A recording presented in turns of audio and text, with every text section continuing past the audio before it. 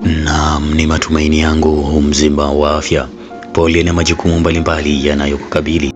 Karibu muda na wakati mwingine katika muendelezo wa sehemu ya 6 ya simulizi iliyojaa visa na mikasa. Simulizi ya penzi kitovu cha uzembe. Langu jina ni Mr. A Romantiki kutoka hapa Simulizi TZ.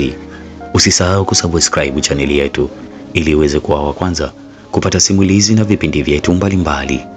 Na hapa ndipo tulipoishia katika sehemu ya 5. Ndipo Agnes alitoka akiwa amevalia kanga moja, jasho jembamba likimvuja. Na alipofika mlangoni, alifungua mlango, lakini ghafla alipoona, alishtuka na kupandwa na presha kali, tena kali sana. Alikuwa ni mzee Jangala. Vipi wewe mama? Mbona hivyo unahema? Tena unahema kwa spidi?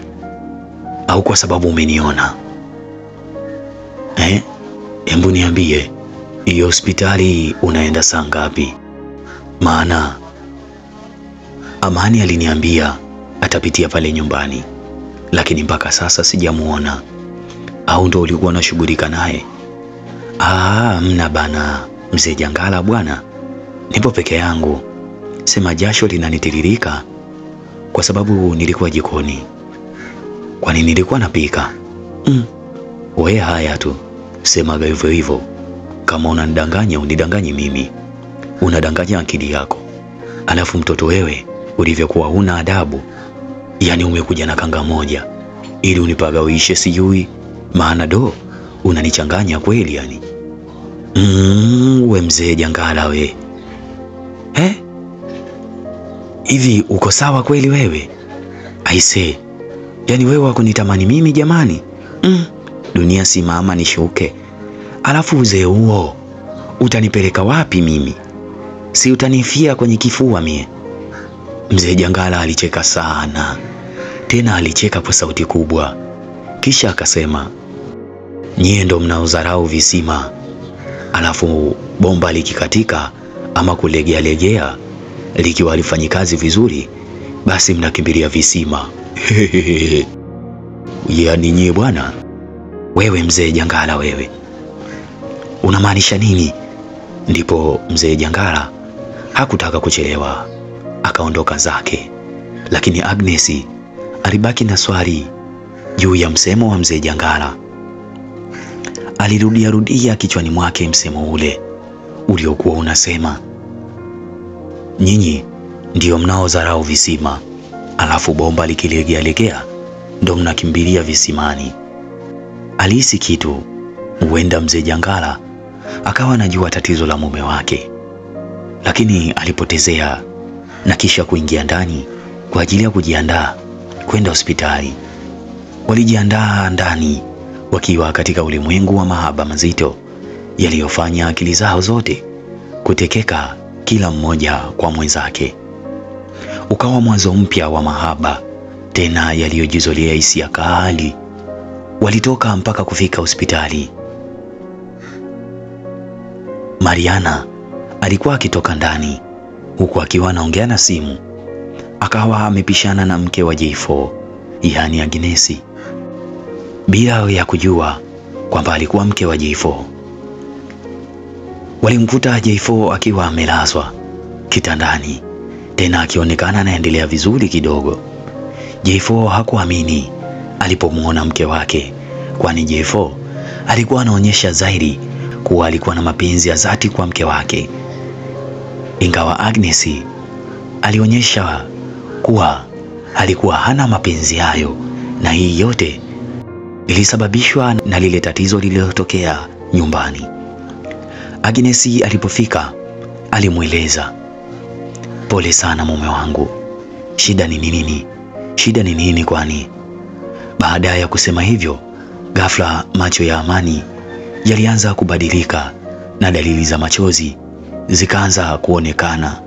Hii ilikuwa inadhihirisha fika ya kuwa mkewe ndiyo chanzo cha yote. Basi J4 alishindwa kujizuia, ndipo machozi yakaanza kutiririka mashafuni mwake. Amani alitoka nje ili kuwapisha waweze kuongea, na alipotoka nje alimuona Mariana akiwa anaongea na simu pembeni ya gari yake. Alimsogelea.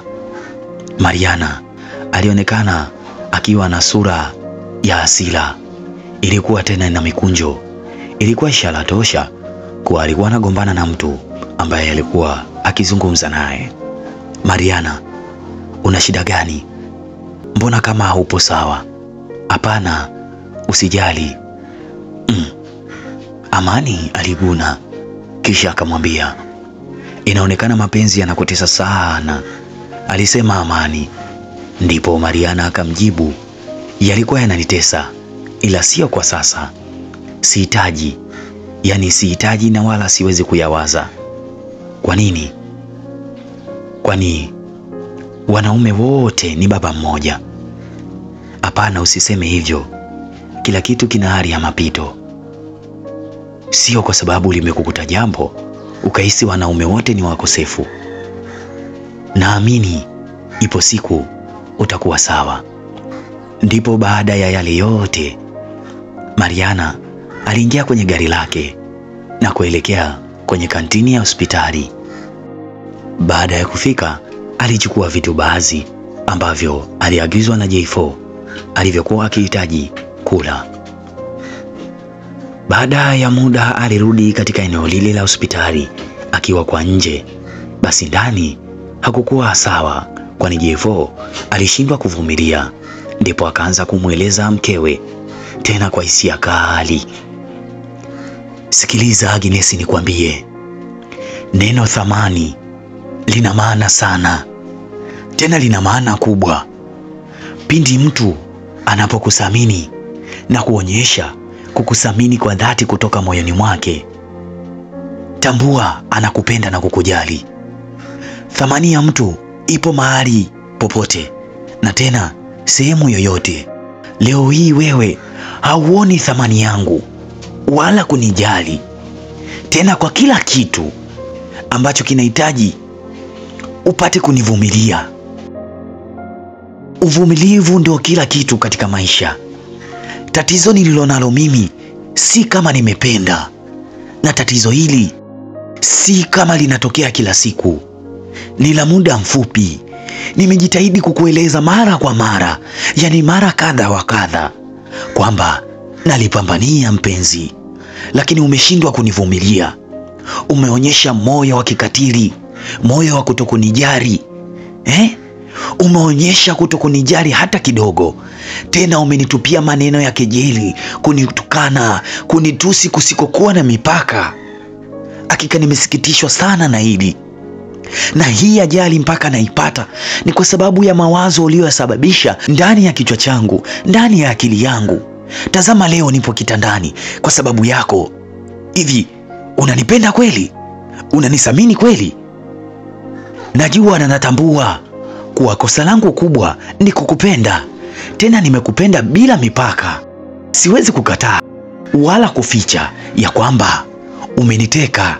Tena umeniteka naumia kwa ajili yako, nazalaulika kwa ajili yako, lakini leo unaniona sifai.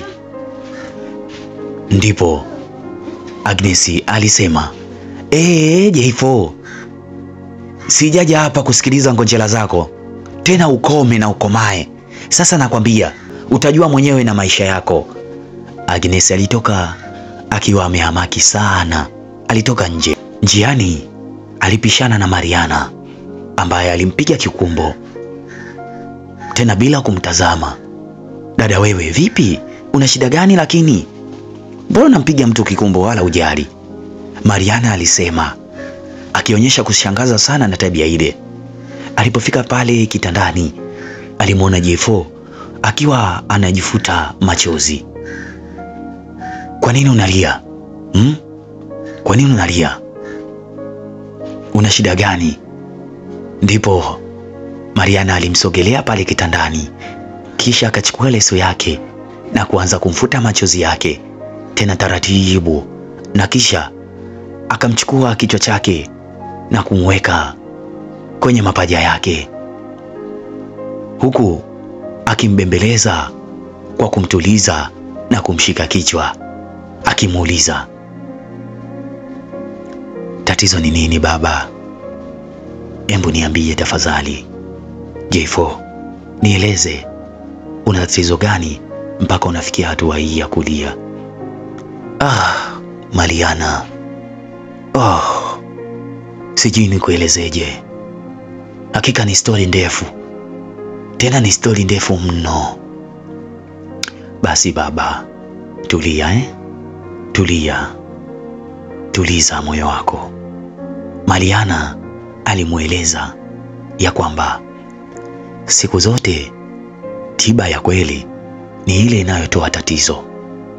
Tafadhali J4, nieleze ili uchungu upate kupona ndani ya moyo wako. Mariana alisema taratibu, tena kwa kuonyesha hali ya kujali. Ndipo J4 alimueleza yale yote yaliyotokea na sababu ya yale machozi kumtoka. Alimueleza, ni yule mwanamke, sijui umepishana naye, aliyetoka hapa. Mariana aliuliza, ni yule dada ambaye nimepishana naye amenipiga kikumbo? Bila shaka atakuwa ndio huyo. Amefanya nini? Ndipo J4 alianza kuzungumza kwa uchungu. Yule ndiye aliyesababisha mpaka nimepatwa hii na ajali. Hii ajali ni kwa sababu yake yeye. Kwa namna moja ama nyingine, nilikuwa katika msongo wa mawazo mkubwa baada ya mimi kushindwa kwenda vizuri kwenye tendo la ndoa. Yule mimi ni mke wangu, alinisimanga na kutaka tutengane kwa sababu tu sikuweza kukizi mahitaji katika tendo la ndoa. Nateseka, naumia, mawazo yalinijaa kichwani mwangu, na ndiyo maana ilisababisha ile ajali. Hii ajali mimi ni kwa sababu ya yule. Na mueleza anaendelea kunidharau, hanijali, anithamini. Basi baada ya kueleza yale, Mariana alimwambia, utulivu wa akili ndiyo tiba ya hisia zote. Pole sana, amini ya kwamba yatakwisha. Ndipo alimkumbatia, na baada ya hapo wakajikuta wakitazamana macho kwa macho, hali ilionyesha hali ya tofauti kabisa. Na hapo mlango ulifunguliwa.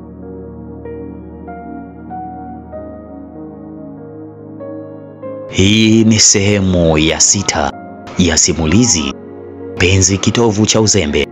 Usisahau kusubscribe chaneli yetu ili uweze kuwa wa kwanza kupata simulizi na vipindi vyetu mbalimbali kutoka hapa Simulizi TZ.